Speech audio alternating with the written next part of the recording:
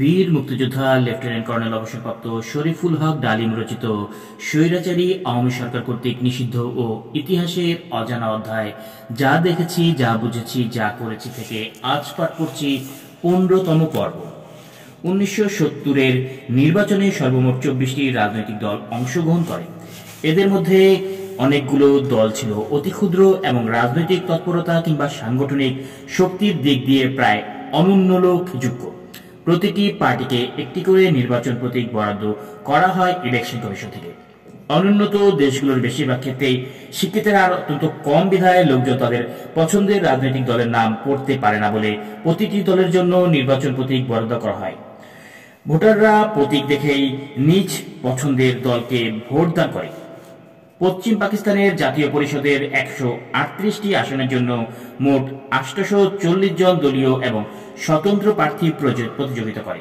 পূর্ব পাকিস্তানে জাতীয় পরিষদের 162টি আসনে দলীয় এবং স্বতন্ত্র প্রার্থী হিসেবে মোট 781 জন প্রতিযোগিতা করে। পুরনো এবং ঐতিহ্যবাহী রাজনৈতিক দল মুসলিম লীগ তখন 3 খণ্ডে বিভক্ত। জামায়াত ইসলামী এবং জামিয়াতে উলামায়ে ইসলাম দুটি মুখ্য দক্ষিণপন্থী দলের জন্ম ইতিহাস শুরু হয় স্বাধীনতার পূর্বকাল থেকেই। স্বাধীনতার পর সৃষ্ট আওয়ামী লীগ ছিল পূর্ব পাকিস্তানের সবচেয়ে পুরনো এবং সর্ববৃহৎ সংগঠন। অতি অল্প সময়ে আইয়ুব বিরোধী আন্দোলনের মাধ্যমে ভুট্টোর পিপিপি পশ্চিম পাকিস্তানের জনপ্রিয় রাজনৈতিক দলে পরিণত হয়। 50 দশকের মাঝামাঝি পাকিস্তান যখন মার্কিন যুক্তরাষ্ট্রের সাথে বিশেষ বন্ধুরাষ্ট্র রূপে সম্পর্ক স্থাপন করে, তখন থেকে পাকিস্তানের কমিউনিস্ট পার্টিগুলো নিষিদ্ধ ঘোষণা করা হয়। পাকিস্তানের পররাষ্ট্র নীতির প্রশ্নে 1957 সালে পাকিস্তান আওয়ামী লীগ দ্বিখণ্ডিত হয়ে যায়। মাওলানা ভাসানীর নতুন নেতৃত্বে গঠিত হয় ন্যাশনাল আওয়ামী পার্টি। পরে ন্যাশনাল আওয়ামী পার্টি দুই ভাগে বিভক্ত হয়ে যায় মস্কোপন্থী এবং পিকিংপন্থী হিসাবে। 1947 সালের পর ইন্ডিয়ান ন্যাশনাল কংগ্রেসের অংশ হিসাবে বিশেষভাবে নাম পরিবর্তন করে পাকিস্তান ন্যাশনাল কংগ্রেস রাখা হয়। 90 দশকের পাকিস্তানের রাজনীতিতে দুটি বিশেষ গুরুত্বপূর্ণ বিষয় এখানে উল্লেখযোগ্য। প্রথমত, জাতীয় পরিসরে পাকিস্তানের দুই অংশের কোনো রাজনৈতিক দলেরই তেমন কোনো প্রভাব ছিল না। দ্বিতীয়ত, ব্যক্তি হিসেবে কোনো রাজনৈতিক নেতারই জাতীয় পরিসরে পাকিস্তানের দুই অংশে কোনো জনপ্রিয়তা ছিল না। শেখ মুজিব ও তার দল আওয়ামী লীগ পূর্ব পাকিস্তানের সবচেয়ে জনপ্রিয় নেতা এবং দল হিসেবে গড়ে ওঠে এবং পশ্চিম পাকিস্তানের জনাব ভুট্টো ও তার পিপিপি অন্যান্য দক্ষিণপন্থী দলগুলোকে পেছনে ফেলে সবচেয়ে জনপ্রিয় নেতা এবং দল হিসেবে আবির্ভূত হয়। ফলে নির্বাচনী প্রচারণার সাথে সাথে পাকিস্তানের দুই অংশে আঞ্চলিক মেরুকরণের প্রক্রিয়া বাড়তে থাকে। পাকিস্তানের ঐক্যের প্রতি হুমকি স্বরূপ এ ধরনের প্রক্রিয়ায় অনেকেই বিশেষভাবে শঙ্কিত হয়ে পড়ে। পরবর্তী পর্যায়ে জাতীয় পরিষদ নির্বাচনে যে দুটি রাজনৈতিক দল সংখ্যাগরিষ্ঠতা লাভ করে জয়লাভ করে, তারা প্রকৃত অর্থে আঞ্চলিক দল হিসেবেই বিজয়ী হয়, জাতীয় দল হিসেবে নয়। এখানে পাকিস্তানের শেষ অঙ্কের দুই নায়ক এবং তাদের রাজনৈতিক দলের ঘোষণাপত্র নিয়ে আলোচনা করার প্রয়োজনীয়তা উপলব্ধি করছি। শেখ মুজিব ও তার আওয়ামী লীগের ঘোষণাপত্র ও নির্বাচনী প্রচারণা ছিল সম্পূর্ণভাবে 6 দফা ভিত্তিক। পূর্ব পাকিস্তানের সংখ্যাগুরু মুসলমান জনগণের ধর্মীয় চেতনার প্রতি শ্রদ্ধাশীল থেকে শেখ মুজিব ঘোষণা করেন, ইসলাম আমাদের ধর্ম, কোরআন সুন্নাহ বিরোধী কোনো আইন দেশে শাসনতন্ত্রে সংযোজিত হতে দেবে না বলে আওয়ামী লীগ জনগণের কাছে ওয়াদাবদ্ধ। পরে অবশ্য এই বক্তব্যের মাধ্যমে দেওয়া ওয়াদার তিনি বরখেলাপ করেন। স্বাধীন বাংলাদেশ হবার পর মুজিব রাষ্ট্রীয় নীতি হিসেবে ধর্মনিরপেক্ষতার ভূত চাপিয়ে দেন গোটা দেশবাসীর উপর।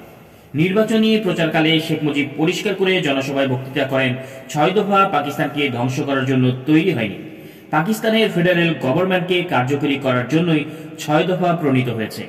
পাকিস্তানের জন্ম হয়েছে টিকে থাকার জন্য, কোনো শক্তি পাকিস্তানকে ধ্বংস করতে পারবে না। কিন্তু বাংলাদেশের স্বাধীনতার পর একই শেখ মুজিব বলেন 1968 সাল থেকেই নাকি তিনি বাংলাদেশ স্বাধীনতার পরিকল্পনা গ্রহণ করেন।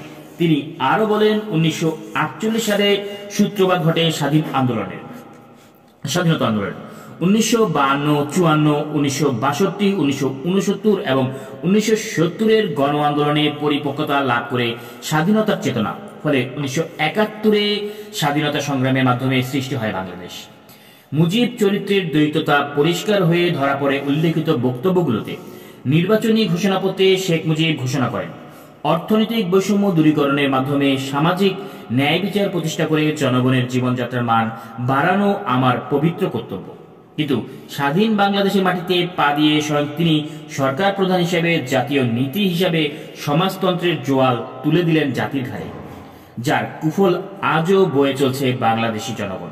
শেখ মুজিবের নির্বাচনী প্রচারণা মূল বিষয়বস্তু ছিল পাকিস্তানের বিরোধী বক্তব্য। দীর্ঘদিনের পশ্চিম পাকিস্তানি শাসক গোষ্ঠীর কুশাসন, বঞ্চনা ও শোষণের জাল থেকে বাঙালি জাতিকে মুক্ত করে সোনার বাংলা গড়ার স্বপ্নকে বাস্তবায়িত করার জন্য তিনি জনগণের কাছে ভোট দাবি করেন।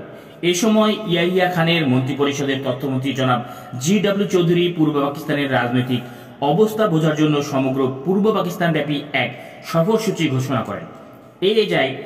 এই জায়গায় সফরকালে তিনি স্থানীয় প্রশাসন, জনগণের বিভিন্ন শ্রেণীর লোকজনের সাথে আলাপ আলোচনা করে বুঝতে পারেন শেখ মুজিবের সোনার বাংলা কায়েমের আবেদন গ্রামে গঞ্জে ছড়িয়ে দিতে আমলিক সমর্থিত প্রচেষ্টা চালাচ্ছে এবং ক্রমান্বয়ে এই আবেদন জনপ্রিয় হচ্ছে।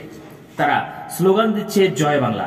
এই ধরনের প্রচারণা পাকিস্তানের অস্তিত্বকে বিপন্ন করে তুলতে পারে ভেবে জনাব চৌধুরী প্রেসিডেন্টকে পরামর্শ দেন মুজিবকে ডেকে পরিষ্কারভাবে জিজ্ঞাসা করতে মুজিব তার 6 দফার পরিবর্তন করে পাকিস্তানের অখণ্ডতা বজায় রাখবেন কিনা। শেখ মুজিব যদি 6 দফার প্রয়োজনীয় পরিবর্তন আনতে অসম্মত হন, তবে প্রেসিডেন্টের পক্ষে উচিত হবে পূর্ব পাকিস্তানের রেফারেন্ডামের মাধ্যমে বাঙালি মুসলমানদের অভিমত নেয়া। তারা কি পাকিস্তানের ঐক্য বজায় রেখে স্বায়ত্তশাসন চায় নাকি স্বাধীনতা চায়? এ প্রসঙ্গে জনাব চৌধুরী প্রেসিডেন্টকে আলজেরীয় সংকটের মোকাবেলায় প্রেসিডেন্টের ডিগলের সাহসী পদক্ষেপ কথা স্মরণ করিয়ে দেন।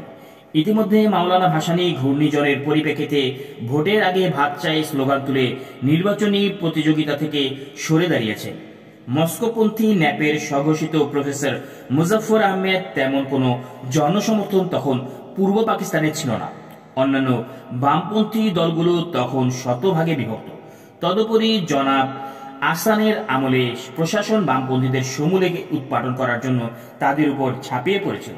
জনাব আহসানের বাম বিদ্বেষের কারণে ছিল সিয়েটো এর সাথে তার ব্যক্তিগত দীর্ঘদিনের সম্পর্ক।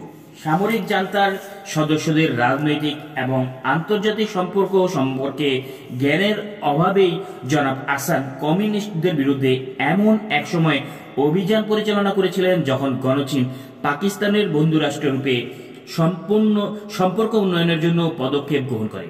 ফলে আহসানের মাওলানা ভাসানী বিদ্বেষ এবং কমিউনিস্ট বিদ্বেষ নীতি পাকিস্তান চীন সম্পর্কে বিরূপ প্রতিক্রিয়া সৃষ্টি করে।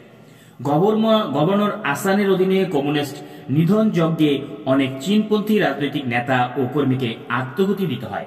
ফলে 1971 সালের নভেম্বর মাসে জনাব ভুট্টো যখন পিকিং যান ভারতীয় আগ্রাসনের বিরুদ্ধে চীনের সমর্থন লাভ করার জন্য, তখন চীনা নেতৃবৃন্দ তাকে জানায় পূর্ব পাকিস্তানের অসংখ্য চীনপন্থী রাজনৈতিক নেতাকর্মীকে হত্যা করা হয়েছে।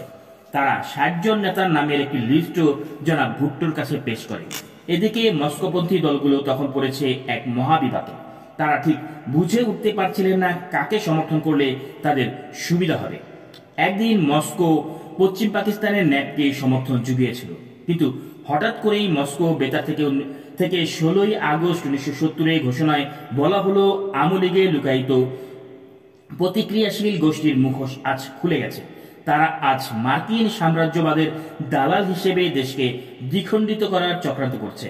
শেখ মুজিব এবং তার দল আজ পূর্ব পাকিস্তানে বাম এবং প্রগতিশীল রাজনৈতিক শক্তিকে নেতৃত্ব দিচ্ছে। 1969 সালে মস্কোর মনোভাব আওয়ামী লীগের প্রতি ছিল বৈপরীত্য ভাবাপন্ন, কিন্তু পরবর্তী পর্যায়ে আওয়ামী লীগের প্রতি ভারতীয় প্রীতির ফলে মস্কো তার মনোভাব ও পরিবর্তন করে। শেখ মুজিব সর্বদাই চীনের প্রতি বৈরী মনোভাব পোষণ করতেন।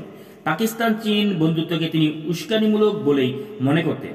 রাজনৈতিক দলগুলো তখন মুজিবের মোকাবেলা করতে অসমর্থ।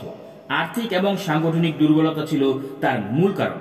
পূর্ব পাকিস্তানের শহুরে বুদ্ধিজীবী, ছাত্র সমাজ, সাংবাদিক, ব্যবসায়ী, আমলাদের বৃহৎ অংশ তখন শেখ মুজিবের পক্ষে। গণমাধ্যমগুলো তখন ঝুঁকে পড়েছে শেখ মুজিবের প্রতি। সর্বোপরি গভর্নর আহসান স্বয়ং তখন মুজিবের প্রতি সম্পূর্ণ আস্থাশীল। মুজিবের প্রতি তার মনোভাব অনুকূল বুঝতে পেরে পুরো প্রশাসন তখন মুজিব ও তার দলের সাথে সহযোগিতা করে চলছে। এভাবেই ক্রমান্বয়ে মুজিব হয়ে ওঠেন পূর্ব পাকিস্তানের একমাত্র নেতা, আর তার দল হয়ে ওঠে সবচেয়ে জনপ্রিয় রাজনৈতিক দল।